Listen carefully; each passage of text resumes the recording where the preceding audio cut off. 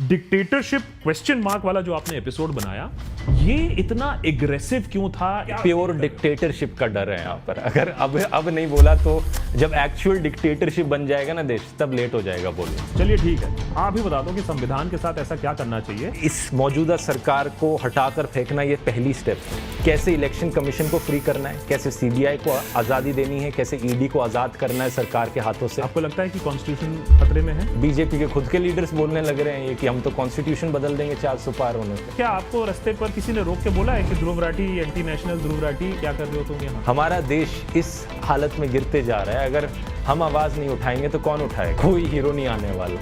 आपके तार आम आदमी पार्टी से जुड़े? नहीं, ये सब झूठ है, ये झूठे आरोप लगाते हैं। अगर मुझे सही में पार्टी से पैसे लेने होते तो मैं बीजेपी के पास जाता सबसे पहले। सबसे ज्यादा पैसे उन्हीं के पास है। देशभक्त के आज के हमारे कॉन्वर्सेशंस में जो गेस्ट हैं, उन्होंने आजकल थोड़ा सा तहलका मचा के रखा है। वैसे तो सोशल मीडिया के दुनिया में ही इज वेल नोन, लेकिन आजकल पॉलिटिकल गलियारों में भी उनके बारे में काफी बातें हो रही हैं। Dhruv Rathee, many thanks for joining us here on Deshbhakt conversations. Always a pleasure having a conversation with you. लेकिन आज का कॉन्वर्सेशन थोड़ा ज्यादा खास है, specially because we are just a few days away from the elections.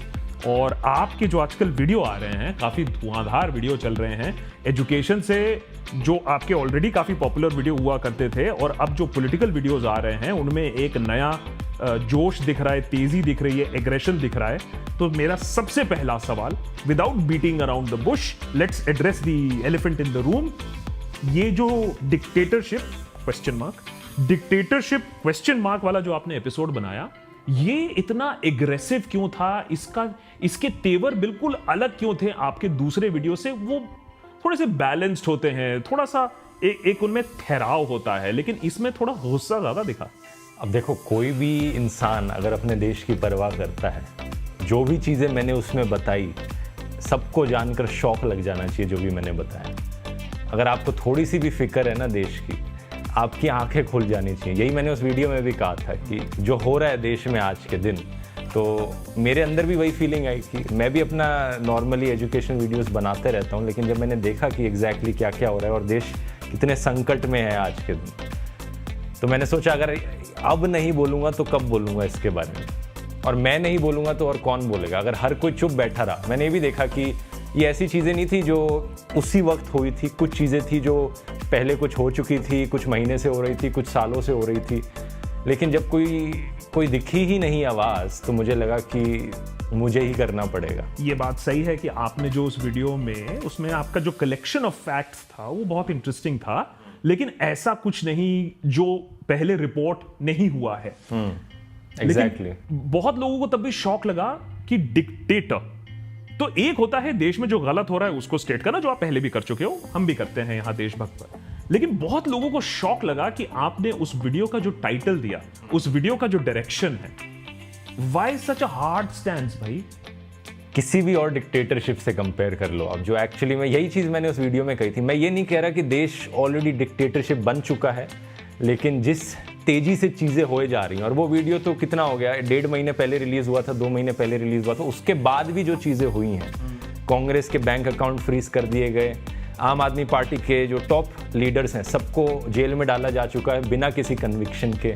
तो नॉर्थ इंडिया की जो 2 सबसे बड़ी ऑपोजिशन पार्टीज़ हैं, उन्हीं को ही आप कैंपेन नहीं करने दोगे, तो किस बात की इलेक्शन हो रही है? फ्री एंड फेयर इलेक्शन है ही नहीं है, और अगर फ्री और फेयर इलेक्शन ही नहीं है तो किस बात की डेमोक्रेसी? क्योंकि इलेक्शन तो नॉर्थ कोरिया में भी होती है, रशिया में भी होती है, यही चीज़ मैंने कही थी। तो आपको डर किस बात का है कि डेमोक्रेसी नहीं रहेगी, या ब्रूटल मेजॉरिटी किसी एक पार्टी की आ जाएगी विथ पैतड़े लगाकर? डर किस बात का है? आप क्या प्योर डिक्टेटरशिप का डर है यहाँ पर। अगर चीज़ें आज नहीं बदली गई तो जैसी आज रशिया की हालत है, कोई आवाज़ नहीं उठा सकता पुतिन के खिलाफ। नवाल्नी के साथ क्या हुआ था आपने देखा है, और अभी जो अटैक वाली सिचुएशन भी हुई, पता नहीं आपने रिसेंट खबर पढ़ी कि नहीं, रशिया में एक अटैक हुआ और यूएस ने पहले से इन्फॉर्म कर दिया था उन्हें 2 हफ्ते पहले कि अटैक होने वाला है, किसी भी कॉन्सर्ट में हो सकता है। वो इतने स्पेसिफिक थे, उन्होंने रशियन इंटेलिजेंस को वार्निंग भी दी थी कि अटैक हो रहा है यहाँ पर। और अगर आप खबरें सुनोगे कि उस अटैक में क्या क्या हुआ, जो सिक्योरिटी गार्ड्स थे वो रिएक्ट नहीं कर रहे थे अटैक के दौरान, और जो सर्विसेज आनी चाहिए थी पुलिस की वो टाइम पर नहीं पहुंची वहाँ पर। ये वही डिक्टेटर टैक्टिक्स बार बार हमें यूज़ होती हुई दिख रही हैं। नॉर्थ कोरिया में क्या होता है, जो चीज़ें वहाँ पर हो रही हैं वो इंडिया में भी होने लग जाएंगी। आप बार बार उस वीडियो में, इस इंटरव्यू में ऑलरेडी डिक्टेटरशिप शब्द का इतने बार उपयोग कर रहे हैं आप, क्योंकि करने की ज़रूरत है यहाँ पर। अगर अब नहीं बोला तो जब एक्चुअल डिक्टेटरशिप बन जाएगा ना देश, तब लेट हो जाएगा बोलना। कहने वाले तो ये भी कहेंगे, भक्त बनर्जी भी, मैंने उससे पूछा, वो भी ये कहता है कि भाई डिक्टेटरशिप अगर होता तो ध्रुव राठी यहाँ बैठकर डिक्टेटरशिप सही की बात बातें है, ना कर पाता 2 बार। तभी मैंने कहा कि अभी नहीं बना है डिक्टेटरशिप, लेकिन अगर हमने अभी आवाज़ नहीं उठाई ना तो कुछ सालों बाद वही हालत होगी। और तब आवाज़ उठाने के लिए का मौका गया। आज रशिया में आप किसी को कहो, किसी रशियन को कि भाई आवाज़ क्यों नहीं उठाता डिक्टेटरशिप के खिलाफ, या किसी नॉर्थ कोरियन बंदे को कहो भाई अपनी आवाज़ उठाओ, प्रोटेस्ट करो, वो क्यों नहीं करते? क्योंकि वहाँ लेट हो चुका है। हम यहाँ अभी लेट नहीं हुआ है और हम लेट नहीं होने दे सकते। लेकिन ध्रुव, ये भी तो है ना कि आप अपना पॉइंट ऑफ व्यू को सत्य मान के दूसरे लोगों को तो ये नहीं बोल सकते हो ना कि भैया तुम ऐसा करो वैसा करो। लोग तो खुश हैं, आप तो ये डिनाई नहीं कर सकते हो कि लोग तो बहुत मगन हैं। तो ये पॉइंट कहां से आ जाता है कि लोगों को आप बता रहे हो कि इसके लिए करो, ऐसे करो, देश डिक्टेटरशिप में है, लोग तो खुश हैं। लोग कहेंगे हम किसको वोट दे सकते हैं, ऐसा नहीं हम है कि किसको, ऐसा नहीं है कि लोग खुश हैं, लेकिन मैं कहूंगा कि बात उन तक पहुंच नहीं रही है, क्योंकि पूरा का पूरा मीडिया ऑलरेडी खरीदा जा चुका है।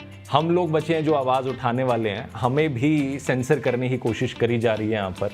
तो जब बात उन तक पहुँचेगी ही नहीं तो उन्हें कैसे पता लगेगा?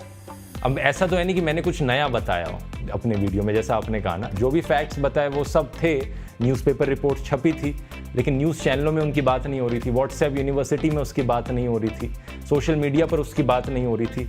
वो खबर आती थी और अखबार के 7वें 8वें पन्ने पर छपकर एक दिन गायब हो जाती थी।